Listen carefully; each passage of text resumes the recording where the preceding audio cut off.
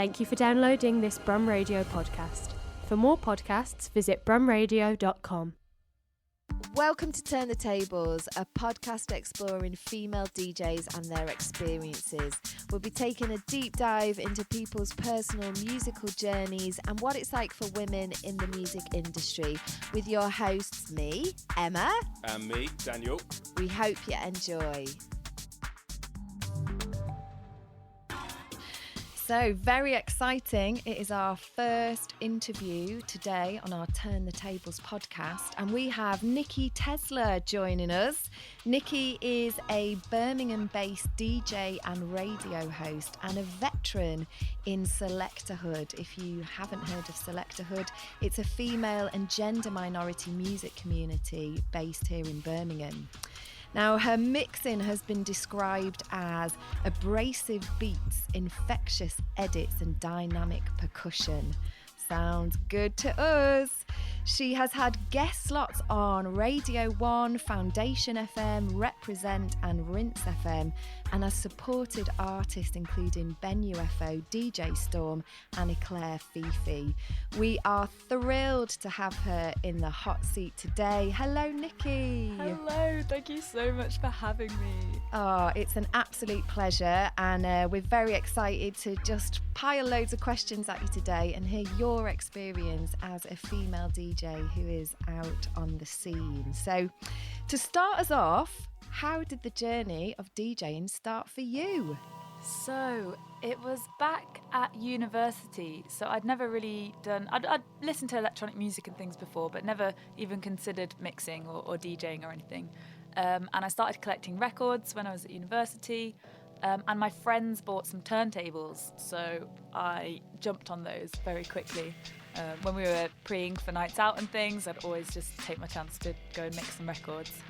And that's how I learned, actually, just on borrowed turntables, until I managed to save up for my own, and then I got in that way. And I was just playing at student nights, always with a friend. I would never play on my own in the early days. I think I was not very confident at all, so I had to have someone else there. So I had my best friend, James Garrington, who I used to play with all of the time. And then after a couple of years, he stopped DJing and he didn't want to do it anymore. So that kind of pushed me to go out into the big wide world on my own. But yeah, that's how I got started, really. So it was kind of accidental, but just through a love of collecting records and listening to music and going out to nights out, I just kind of got involved that way. A happy accident. Definitely. How long ago was that?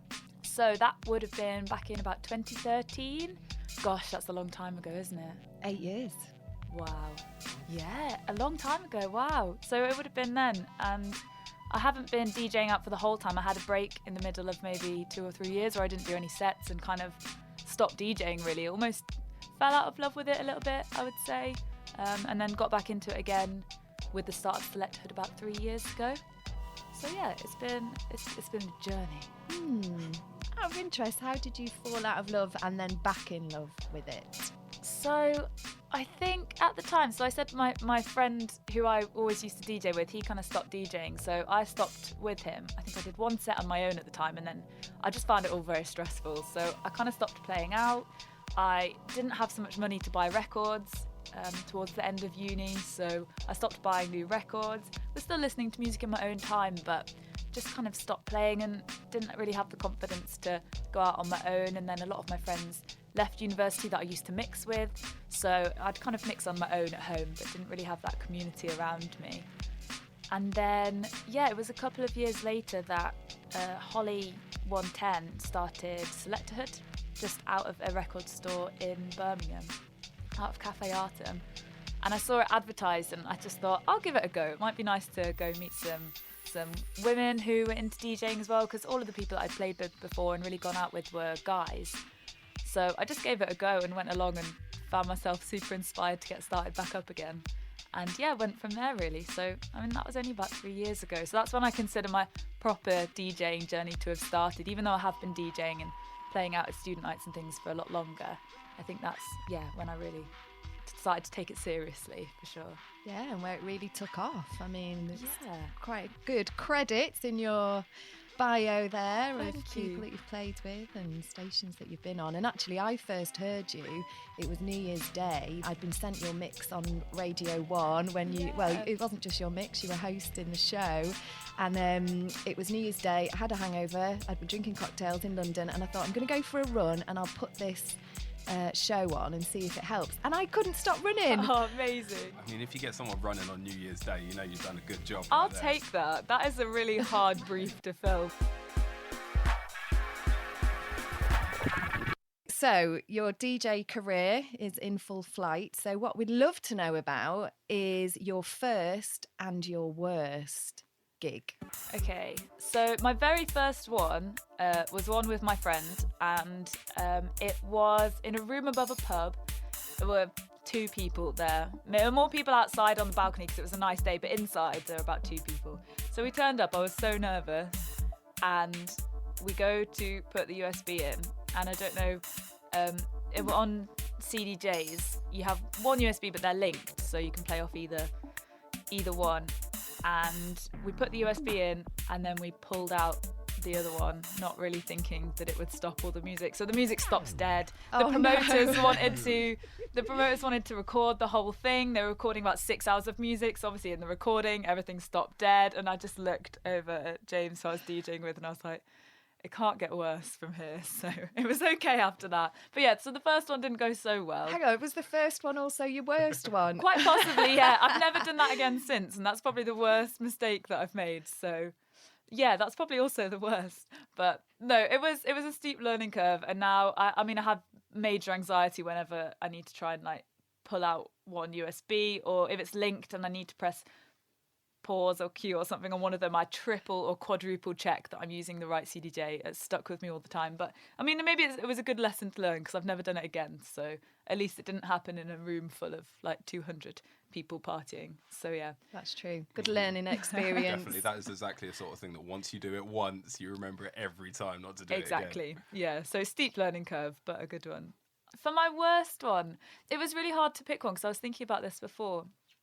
But I think worst in terms of like my stress levels would probably be the very first gig that I did coming back like after I'd had my break from DJing, and it was just me. It was an open decks in Cafe Artem. Again, not many people there. It was really empty. It was the middle of the day on a Saturday, no pressure. And I was on the bus on the way, and I was having palpitations. I was so nervous, and I almost stayed on the bus. It was one that does like a loop. I almost just stayed on it to go back home again. I was like, I don't want to do this. Why am I trying to go out on this DJ career on my own? I'm not set up for this. But I went, and I was shaking the whole way through, and I was playing records as well. So when you're physically shaking, it's a bit hard to beat match and do all the records and stuff. So yeah, that was probably worst in terms of stress. I don't think I enjoyed a single second of it because I was just concentrating so hard. But it's got a lot easier from there, and I still struggle with anxiety when I'm playing sets, but never to the same degree. So I like to think it's getting easier and easier every time.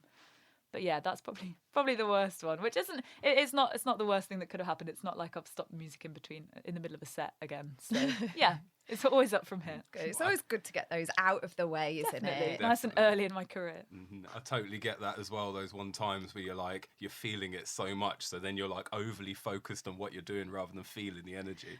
Exactly. And I do find that some gigs now, I kind of turn up and I do feel quite confident and they go okay. But on the ones where I'm really anxious, it does take me about 40 minutes sometimes to settle into it. And all you're doing is concentrating on, okay, press this one now, or beat match this one now, or do this. And it feels a bit more like wooden when you're playing. Whereas when you finally do relax into it, it helps. But yeah, still trying to find that magical formula to try and do that from the first tune rather than from 40 minutes in. But It shows that you care, though. You know what I mean? You're not just rocking up going, yeah, I know what I'm doing. Like, there's passion behind it, isn't there, I think, when you get those nerves, that adrenaline. You want to make sure you're doing a good job. Yeah, I think that's a really important point, actually. I think I do forget that. Sometimes I think, it just means I'm not cut out for DJing. But actually, I think it does show that I really care about what I'm playing, and I want to give people that come to my gigs a good experience and make sure that they're enjoying it. So yeah, I think it does come from the passion. But yeah, it would be easier if it wasn't so stressful. I know. But, yeah. I understand. When you first started there were some turntables there. What were the turntables you started on? And then also, where are you up to now? I think the first turntables, they were ones my friends got off Gumtree, and they were £40 for the pair. And they were Stantons. Bargain. Yeah, they're brilliant. I mean, you can't really go wrong, £40. They were Stanton belt drive turntables. I'm not sure which model. They weren't great, I have to admit. One of them went a lot faster than the other one, and when you're changing the pitch, it just wasn't uniform at all. But I like to think, because I learnt to mix on them, whenever I mix now on really nice turntables, nice new Technics in clubs and everything, it feels a lot easier, and it just takes the stress away from it, because if you can mix on these really old belt-driven ones, you can pretty much mix on anything. So those were the ones I started with. I managed to afford one Technics 1210, which is lovely, and I still have that. It needs a service really badly, but I do still have that. And I bought an Audio Technica, I think it's an LT 120 or something. Not so good. They're both direct drive, but for some reason it's just got no torque, so you kind of have to like will it along with your fingers whenever you're trying to Oh wow, so it. every time you're queuing on one slightly differently than the other. Pretty much, yeah. So it's my friends always hate mixing on my setup because they're just like, this is impossible, how do you do it? And you even like touch the record so lightly on this turntable and it just stops. So yeah, I mean, again, I like to think it does the same thing as learning on the Stanton belt-driven ones. If you can mix on that setup, as soon as you get in a club, when the pressure's on and you really want to do well, everything feels a lot easier and a lot smoother. So yeah, maybe if I had more spare cash, I would update that. It's not like I've done that by choice as a training method, but it is helpful in its own way. That's inspired me a bit because I've been lent some CDJs and they are a much older model, but because I've been coming to private studios and DJ gym and it's like industry spec stuff, it's really hard then to go back to the older model. But I will take that advice actually, because if I can master it on those, then like you say, on the higher spec stuff, it's going to be much easier. 100%. I really do stick by that. I think when people have the really, really nice new kit for their home setup, I mean, it's wonderful and it makes it a lot, sometimes more fun to learn as well, because you can do more quickly. But it does mean that when you play out, it's just exactly the same. Whereas, yeah, I think if you've learned, especially the old CDJs, they don't have the waveforms and things. And have you got the ones that don't go to the 0.1 of the BPM, or? That's a great question. Maybe not. I don't know, but there's no screen telling you anything. Like, yeah. And I'm sure the beats per minute and matching is off. Yeah. So it's all got to be done by ear. But then when you come and use stuff and you're like, oh, I can just look at that and press these buttons. But then it's just like playing a computer game, isn't it? As opposed to really refining the skill of being able to hear two tracks at once. And so definitely. And there's sometimes when you go to a club and one of the CDJs isn't working properly, and the people that have learnt just on using the waveforms and using all the visual cues really struggle then, because at least you've got that skill of being able to listen by ear and make sure that everything is in. And I think, yeah, it's really good if you're playing out at clubs, especially if you're nervous and something goes wrong, to know that you can rely on your own ear as well. So yeah, I think that's a really good thing, and I think you'll appreciate that going forwards when you do play out some more. You'll appreciate that your home setup is on the more basic side. I'll still be terrified. Yeah, I'm sure, but it never really gets past that for me. I'm hoping it will do in time, but yeah.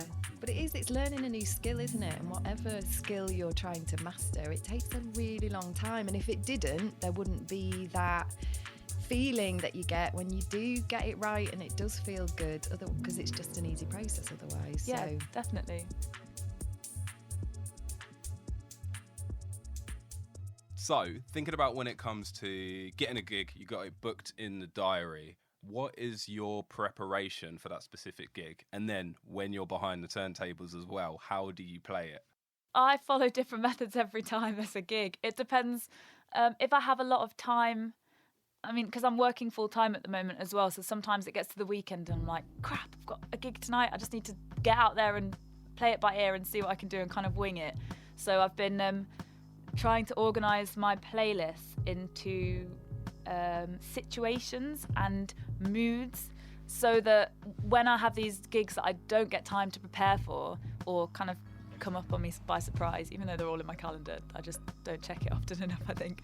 And at least I have these situations. So I have like daytime chilling, or slow warm-uppy garage, or party house bass, or recognise and party, and all of these kind of different tags that I do in my record box.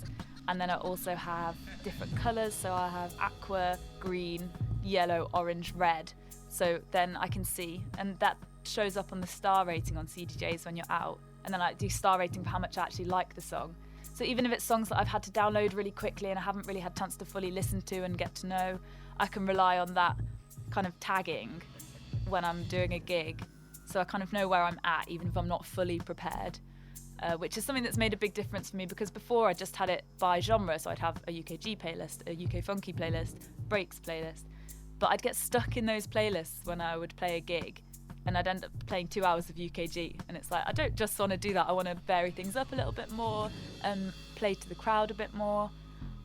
So yeah, I think if I do prepare fully for a gig, I'll make a bit of a playlist. I'll have a think about the gig, who is playing around me, what kind of things I'll think I want to play, what tunes I've downloaded recently that I really want to show, and I'll make a playlist of them. But I try not to stick in the playlist too much. I think it's good to have that as a guide, and it helps with my stress levels to know that if I get there and my mind goes blank and I don't know what to play, I just go into that playlist and I've got a few things that I kind of know will be solid. But I think the more and more I play, the more happy I get to wing it, and which is what I love doing, because I love playing to a crowd. I like responding to a crowd, and I mean, especially if sometimes you can play quite an early set and you think, oh, I just need to keep it really chill, but actually you can go in with a bit more breaks or a bit more garage. That sometimes they'll want some more recognisable vocals, and you can see there's a lot of people that are singing along, so kind of want to go down that route. So yeah, I try not to over prepare, but sometimes under preparing can actually lead to a funny set. So I think it works both ways, really. Absolutely love that, of just like, playlisting for moods. There you go. Top tip for Dan. Yeah, it was something that happened when I accidentally deleted my entire music library about 2 hours before a gig. Oh no, was that not your worst? Oh, that was a bad day. That was a really stressful day. It was about last November, so it must be about a year ago now. And I just accidentally, I'd had my USB and my hard drive plugged into my computer, and I meant to delete everything off my USB so that I could resync all of my tunes to it. And I was rushing, and I just deleted everything. It said, are you sure you want to delete everything? It won't go to the recycle bin because there's too much stuff. I was like, get rid of it. I just need empty USB. Deleted everything from the hard drive. Probably 3,000 tunes, I think it was. Wow. Couldn't recover it. Tried to do all the software and everything used to recover, and everything was corrupted. Turned up to this gig I just re-downloaded all the things that I'd got off Beatport and Bandcamp, which was so useful because they don't go anywhere. So I had some of my music, but I mean, I'd had years of music that I'd swapped with friends and things, so that was all gone. But on the plus side, after that day, there were a few tears and a bit of a tantrum, but after that day, I kind of started my music library from scratch again. So all new playlists, all new tagging. I looked up how you actually use all the functions on Record Box, which before I'd literally just used as a tool to get music onto my USB. And you can do so many things. Avalon Emerson did a really interesting article in RA about what she does, and she uses all the tagging features. She uses the history features as well to import all of the history from her sets. And yeah, it's just really fascinating, all of the stuff that you can do with it, and it really does make your life as DJ easier. So yeah, it's been good. Learned a lot from it. It wasn't an ideal situation at the time, but yeah, it sparked a really good way of databating my music, I suppose. So yeah. That'd be one of the worst days of my life, to be honest, honestly, if that happened. I don't know how I'd cope. It does sound pretty dramatic, Nikki, but it's great that you were able to, come out of that with something really beneficial for your DJing and cataloguing and yeah, I think I was in a space at the time as well where my music library was just so confusing, and I would play a set and I'd want to find a tune. I couldn't quite remember its name, but I just had no idea where to look for it. And I was only really using the music in sets that I'd recently downloaded because it was what came to mind. Whereas actually now I can go easily find, if I want something that's really percussive, or I want something that I know I played in a set 3 months ago, but I don't know what it was, but I know it went off. I can go back and I can find all these so easily on the fly. So yeah, it just means that I don't have to do so much preparation for every gig, and everything's not so prescriptive. It really helps to kind of, just play it by ear. Yeah, yeah, so do I. That responsive approach, and like, I think I'll be very much like you in that I'll need to have a plan, otherwise it'll feel panicky, but just really want to be able to be responsive to who's there and what the vibe is and what's in front of you, and you're facilitating an experience, aren't you? And Exactly. you can only kind of prep that so much in advance, because until you're actually there and live, you don't know what is happening. So Definitely, I think that's such an important part of DJing. For me, everyone has their different styles, but that responding to the crowd, I think, is so important, and I think that's how you get the best out of your sets. So yeah, definitely, that's one of my top tips. Oh, get to so them later. many, Nice. so many. So you started talking there about some of the genres that you play. We're just interested, if there are any other genres and what your influences are, or who your influences are in this field. So I've had a bit of a journey, I guess, through genres. When I first started collecting records, I listened to a lot of house and disco, and really loved that. I mean, I used to love like Detroit Swindle and Jamie Trench and kind of all of that nice, like chill, funky stuff. And then, so I've got so many records like that, which works really well for if I play kind of daytimey sets and stuff, and I do still use the records. But the last few years, I've got a lot more into my bass and UK funky and garage. I love UK garage and speed garage, and a bit of bassline as well. I think that's just growing up in and around Birmingham and going out a lot when I was kind of 18, 19, listening to bassline raves and stuff. So yeah, that's really influenced me a lot now. And it's nice because it means that I do have quite a lot of a spread of different music that I kind of pick on for different occasions. I do also really like really horribly heavy 140 techno as well, which I don't get to play very often. But Right there with Dan's you. in. He's Oh, yeah. in. it's brilliant, and I love getting really carried away with it, like VTSS kind of stuff and SPF DJ, and they're just so great. So yeah, when I go to festivals, I'll always try and catch a little bit of that if it's on. But in terms of influences, I think at the moment I'm really influenced by a lot of smaller DJs and people that I see as kind of, I idolize them, but I see them as kind of still quite new in their careers and starting out. I set up my Instagram again when I was getting back into DJing that second time. I realised that a lot of the DJs that I looked up to and my favourite DJs were all male, which is great, and I love the music that they play and it's brilliant, but I wanted to have those idols and the people to look up to that maybe I felt that I could relate to some more and would maybe be a bit more influential for me. So I filled my Instagram feed with loads of women and gender minority producers and DJs to kind of have that little inspiration every time I get my Instagram feed out to kind of see that, which has been really great for me. So I've got people like DJ Tess, Julia Tess, she's brilliant, and she produces and she makes kind of bassy garage and funky stuff and techno, and I love that. And Elle Murphy as well, she's brilliant. She sings over her garage sets, which I saw that first time, and Eliza Rose does the same as well sometimes. And I love that, doing something new in garage. There's not many women in garage at all anyway. So to bring that in and kind of meld that traditional female garage role of singing over garage At tracks. the same time as mixing. Yeah. That is multitasking at its finest. It's brilliant, and she just sounds so great. So like in the middle of a party or something, they'll just get the mic out, and instead of someone emceeing, which obviously people do quite a lot of the time, I guess, she'll sing, and then she'll play some of her own tracks and sing over them, and she'll just like vibe over other tracks as well. And yeah, Eliza Rose does it as well, Elka does it. I think there's quite a new generation of people wanting to be more creative with their sets, and whether that's through more of a live setup, or whether that's through singing, or I've seen people kind of playing guitar in their sets and things, and it's really nice to see that. And I think that's something, it feels to me like it's come a lot out of lockdown as well, people trying to do something new, having all of that time to go back to kind of basics with it and going, okay, what can I do that's different, what can I do that is really me, and kind of put my own stamp on all of this music and DJing. And I think it's really fresh, and I love that. I've got a visualisation of someone playing a guitar and then mixing with their feet. nice. While singing as well. While singing, Oh yeah, totally. Sounds good.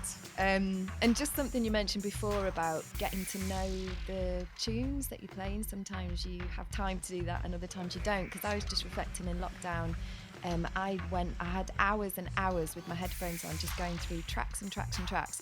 And my rule was, if it doesn't make me laugh, cry or dance, it's not staying. So I had to have some emotional response and connection to it to want to sort of play it. I just wondered how you get to know your tunes. Yeah, I love that as well. That's a really interesting way to do it, because I feel like maybe I do that as well, but just not consciously. Because I think people always, well, you always need like more gas tracks and more filler tracks, but those filler tracks, I would never play a track that I think is boring. Like, it still has to have that emotional response, even though it's maybe more chill and it's not going to be the main event of your set.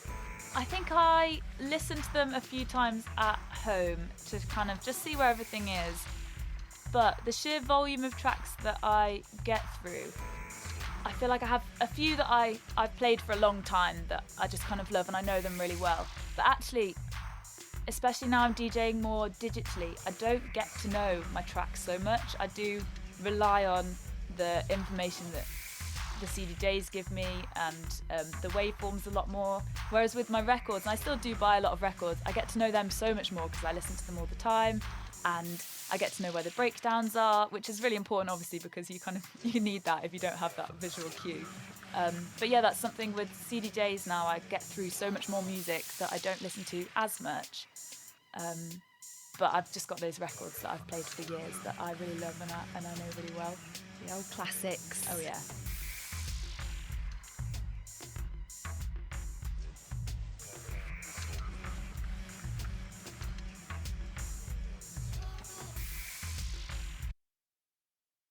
Tell us about your best and guest. So that is your best gig, and the guest is who you would have if you could pick anyone for a back-to-back.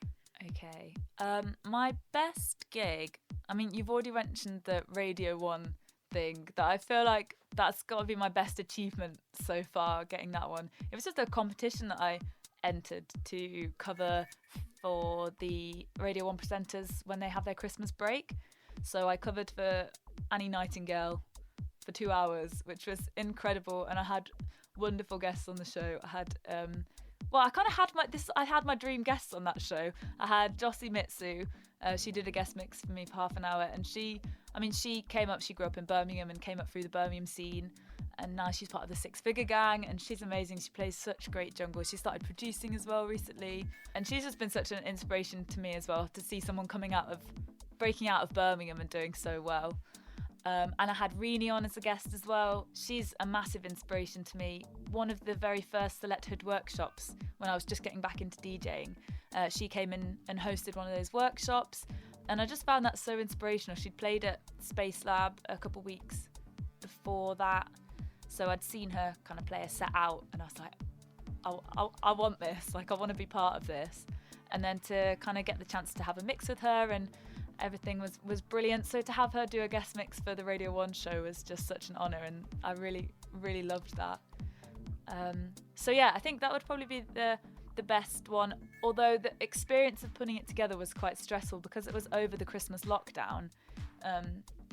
I didn't get to go into the Radio 1 studios at all. Everything was recorded from my living room on my own setup with a terrible £20 microphone that I'd bought online with no pop shield or anything. So we had to keep re-recording every word that started with a P so that I could like turn my head away from I think the editor must have had so much work to do on that.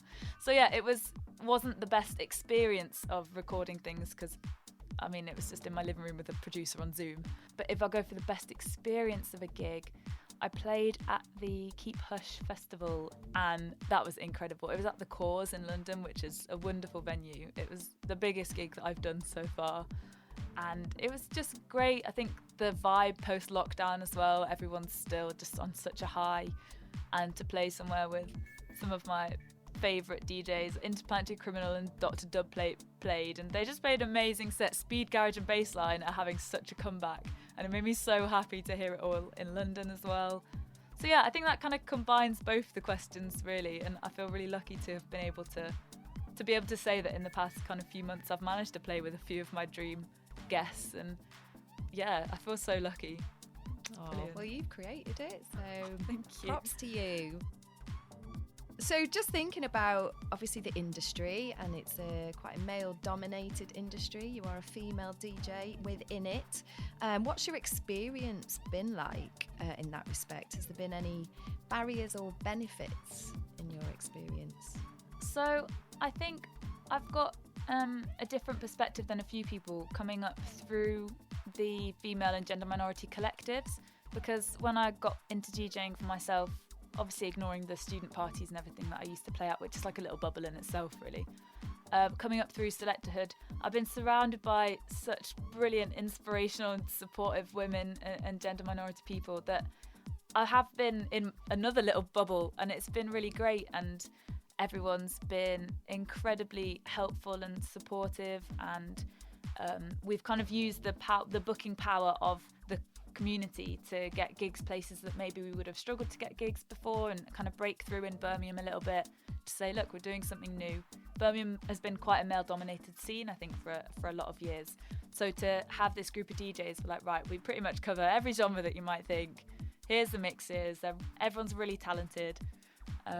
Book us. And I think that's been really helpful. I've managed to get a lot of sets that I probably never would have got before. I have noticed a few issues still, and Mixtress had posted something about being at Fabric and how guys have just been coming into the booth and trying to chat her up when she's DJing and just being really inappropriate. And I posted as well, it was the day after I'd played a gig actually in Birmingham, and back behind the decks, I was the only one playing, but there were probably like 10 guys just behind the decks, just dancing and just standing there. I don't know why they were there. I didn't know who most of them were. And then this one guy came up and started messing with the buttons on the mixer, started like posing, like pressing things and pretending that he was DJing. And my friend got it all on video as well. So I posted this video on Instagram, and everyone was like, well, half the people were like, I can't believe that happened. What a knob. What was he doing? Everyone was really sorry it happened. But a lot of the women and gender minority people that messaged me kind of said, this has happened to me as well. I've been chatted up while I'm playing. I've had people wheel up things when I haven't wanted them to. I've had people correct things or get involved in the DJing, or try and push me off the decks. And yeah, I think it started a really interesting conversation. I've had a few promoters get in touch with me to say that they'll really look out for this in the future and make sure that people aren't behind the decks. There should only be maximum 1 or 2 people behind the decks if they need to be there, if they're the promoter or something, or if they're a photographer. But when you're at work, you deserve to be, which it is, we're all working when we're DJing. Yeah. We deserve to be somewhere where we're not going to be harassed, where we're not going to be belittled, and where you're not going to get stupid people thinking that they can DJ better than you when you've been paid to book to be there. It's absurd. Wow. It's outrageous. Me and Dan are fuming back here, aren't we? We're like pulling all these faces. No. I saw the looks on your face. Yeah. Just to think to be in the middle of a set and have someone just try and take that light away from you, or just to take some pictures of them messing about with a mixer. I mean, it's ridiculous. Exactly. And would they do that to a guy? Like, well, that's what I was just thinking. Has that ever happened? You know, role reversal. Of everyone that messaged me, there were no guys that messaged me and said, this has happened to me too. But I've seen it happen on so many occasions with women. And yeah, I think it's a power thing. I think it's these people not respecting our position as DJs. You booked for a headline set. They're still DJing in their bedrooms. I don't understand why they think they can get involved. But yeah, that's something that really needs to change. And I'm glad there's a bit of a conversation about it, but I think it's an ongoing thing, and it's for everyone to kind of look out for and step in. Because in the video as well, it's really odd because I look like I don't really react. I kind of look at him and I'm like, what are you doing? And he doesn't really answer. He pretends, he leans in to say something to me and doesn't say anything. And I just kind of, you can see me shake my head and roll my eyes. I just carry on with what I was doing because I was stressed when I was DJing. I was concentrating. I was in the zone. I was like, this guy will just go away.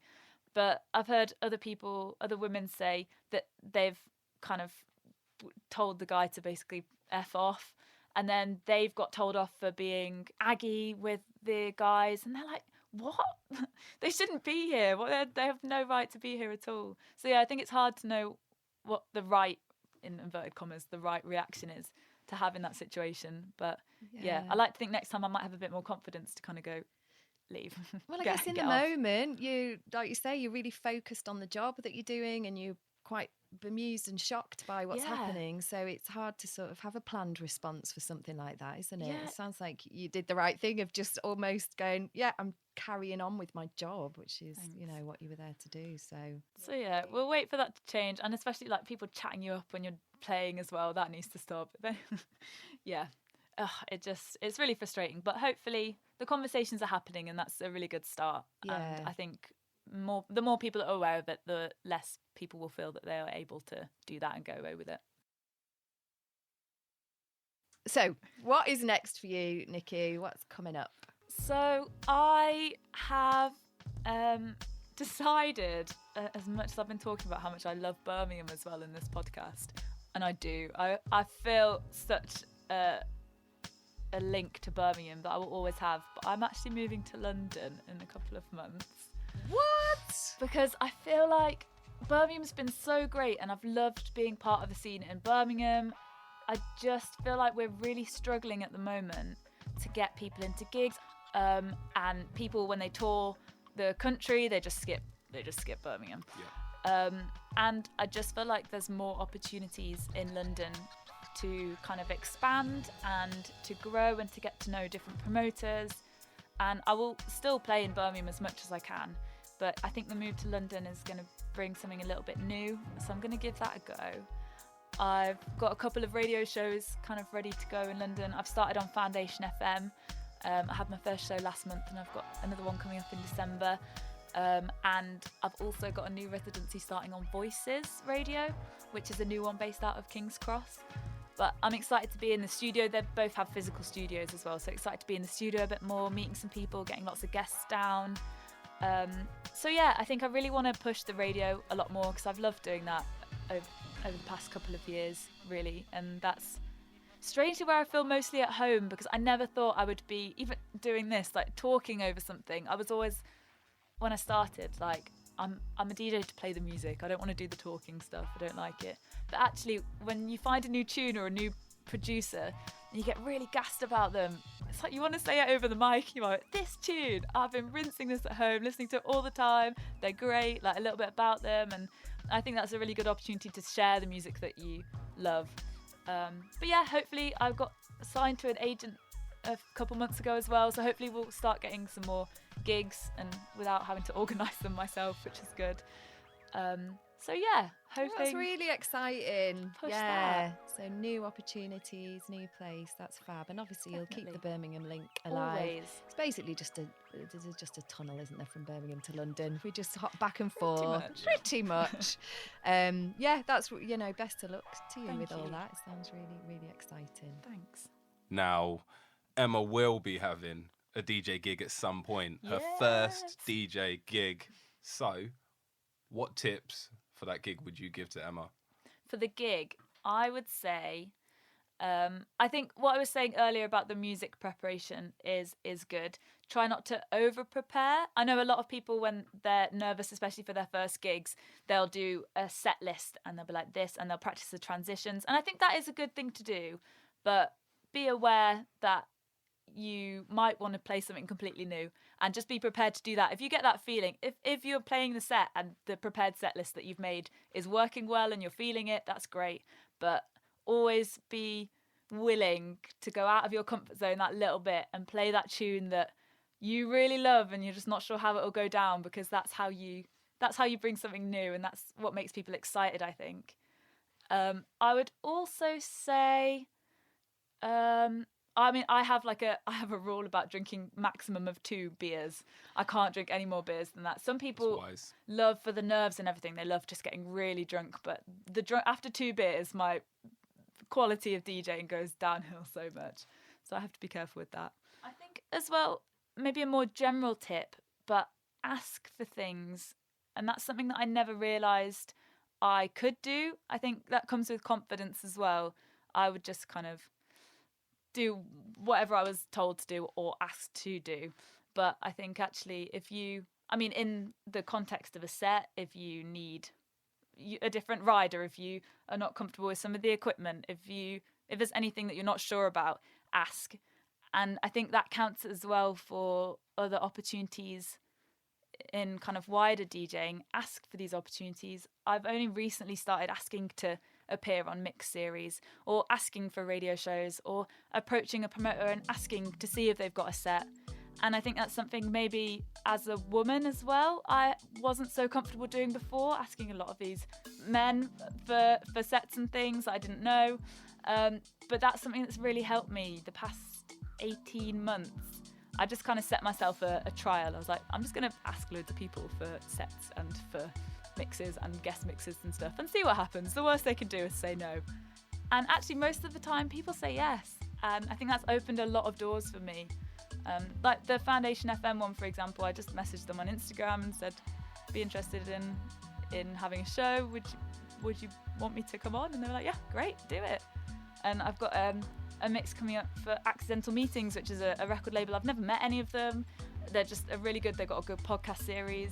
So I just messaged like, would you mind if I was on the podcast series? And they said yeah. And I think that's something that's opened so many doors for me. And that would be my one main top tip, I think. And I think that's a good approach for life in general, isn't it? About creating opportunities for yourself. Definitely. Thank you. I will take those tips. I mean, I definitely wouldn't drink 2 beers because I'm an absolute lightweight and that would be a disaster. But like you, when you started out, I'm doing it with a friend. So my mate Molly, we're Sister Smalls. And it is really lovely actually to be learning something together, because I forget stuff and she remembers it and vice versa. And, you know, you treat it as a fun kind of exercise together, and yeah, we'll see how it goes. So yeah, thank you for those top tips. No problem. I think what you said about it being fun as well, that's like such an important thing that I maybe missed for the first few months of DJing on my own, because I was just, it needs to be really good, it needs to be perfect, just concentrating so much. You need to enjoy it. The more that you enjoy it, the more the audience will enjoy it as well. And I think they feel your stress if you're standing there just staring down at the decks going, panic. I mean, that will be there. I'm sure. Pretty sure of it. But as well, if you're DJing with your friend as well, I think that's brilliant. I've started DJing with my housemate as well, who I taught to mix over lockdown, with Minnie69 is her DJ name. And we play garage and bassline together, and I have so much more fun when I play with her, because I find I can just relax a little bit more. You have that space in between the times that you're mixing to just listen and take in the atmosphere, and that's just so important. I think just make sure that you enjoy it, whatever you do. Oh, thank you, Nikki. Well, listen, we're going to wrap up the interview. So before we do, if you just share with the listeners the details, if people want to follow you, Selextorhood, how do they find you? So I'm just on Instagram, Nikki_Tesla, and I'm on SoundCloud as well, Nikki Tesla. It's NIKKITESLA. And if you want to follow Selextorhood, we're on Facebook, Instagram, SoundCloud. It's I'm so bad at spelling out loud. SELEXT or hood. So I got Google it, people. Lost halfway, but Google it. Selextorhood with an X in the middle. So you can find us on the socials and listen to some mixes that we've got out and see what you think. Excellent. Well, thank you so much for your time today, Nikki. Thank you. Absolute joy listening to your journey. We've learnt loads, haven't we, Dan? Yes, we have. Loved it. Thank you so much for having me. It's been wonderful to chat to you. We'll see you at a gig soon. Definitely. Thanks, Nikki. Thank you. Bye. Bye. Bye. So, Emma, what is your takeaway from today's session with Nikki Tesla? Well, I am slightly unorganised in some areas of my life, and so the cataloguing of the music is a key thing, I think, because if I start off knowing where tracks are, having the different situations, I think Nikki called them, I think that will really help me. But you know when you know it's a great idea, but practically applying it, so I need to have a little word with myself. So yeah, I think that is the biggest takeaway, and enjoying it and being responsive, but that's totally the way I'd want to go anyway. So yeah, it was definitely a nudge in the being organised with your music cataloguing. Okay, so that's the next step. And we would love to know what your takeaway was. So please get in touch. You know the socials. We'll leave them at the end of the podcast.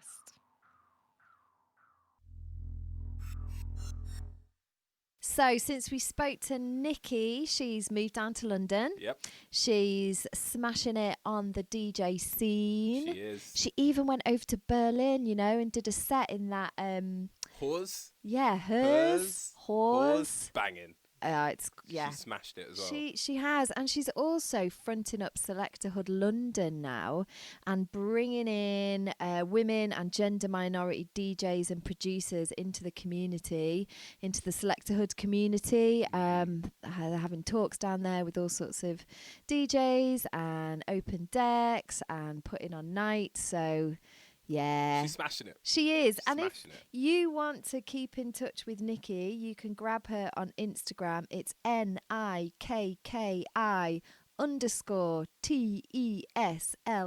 Nikki Tesla. That is Nikki Tesla.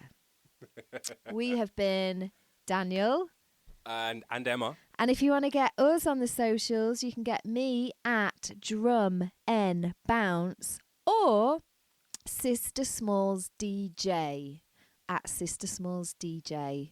What about you, Dan? I don't know. I'm more of a sort of homing pigeon sort of guy. I can't remember. You don't check yours, do you? I don't know. I'll All throw right. it in later. If you've got anything you want to say to Dan, you can come via me. All right. Thanks for tuning in. See you next time. Thank you for listening to this Brum Radio podcast. Don't forget to subscribe and rate us on your podcast app.